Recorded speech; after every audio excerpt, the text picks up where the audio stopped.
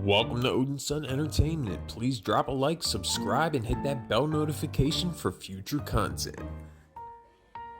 Welcome, fellow zombie busters, to another episode of Modern Warfare 3 Zombies. This is Odin Sun, and today I'm going to take you on a journey down a crafted trail that I put together myself through all this time that I've been playing Modern Warfare 3 Zombies. Now, I have a tombstone glitch that I'll pin at the top for your viewing pleasure that requires me to kill off an operator every so often whenever I want to change the items that are in my tombstone. Now, this particular trail will not only get you geared up, but it'll also gear up your teammates in the process. So you got a couple options here. Run around blind, checking every chest like a dumpski, or follow a handcrafted trail that I put together since I started playing this game. Now, you have another tool at your disposal as well. It's called wzhub.gg, and it's an interactive map that shows you where all the ground stashes are located, among other things. So let's get back into the video, and I'll show you exactly what this trail looks like. Upon loading into the map, it doesn't really matter where you're spawned in at, because your primary goal at this point should be to find a boat.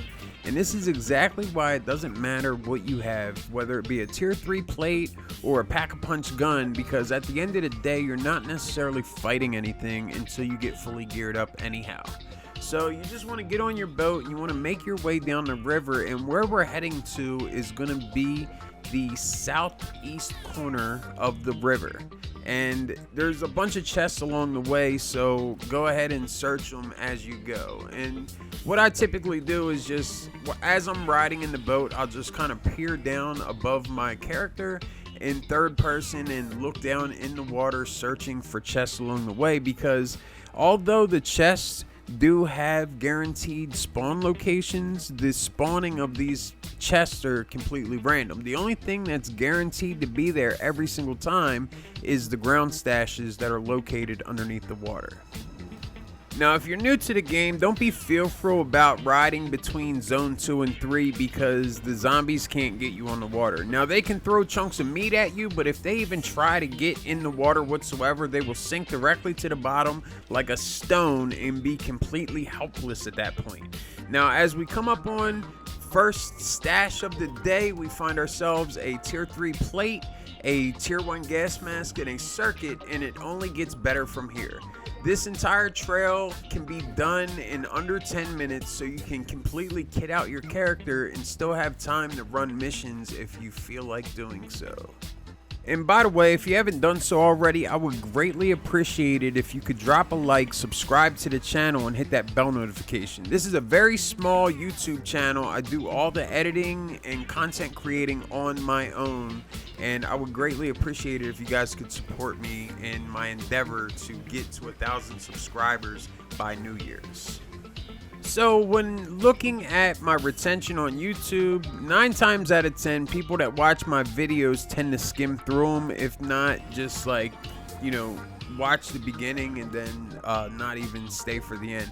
I highly suggest you guys stick around for the end of this video, because this trail is literally packed full of merc chests and underground stashes that can be extremely helpful. And you don't necessarily have to start this run from that little cul-de-sac river spot back there. You can start it from the top and go that way, or you can start it from the bottom and go up. It's totally up to you.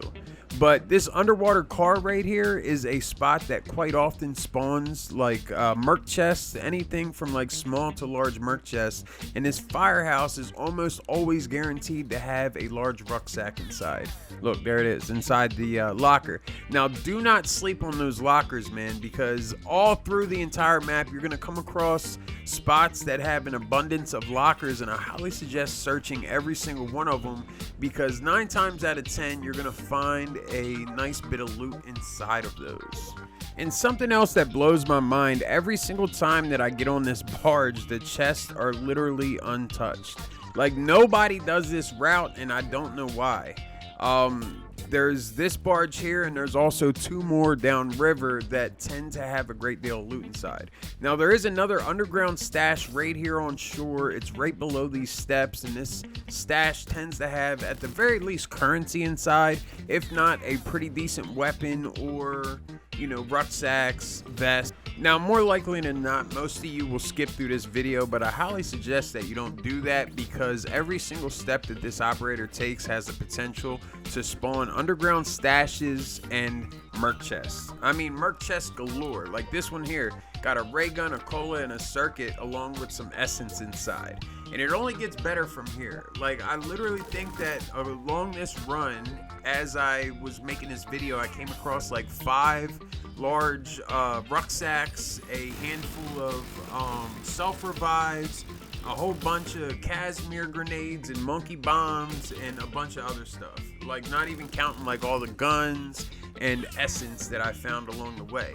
Like, you are guaranteed, I will guarantee you, if you run this trail, that you will most definitely fully kit out your character, if not kit yourself out along with 2 teammates.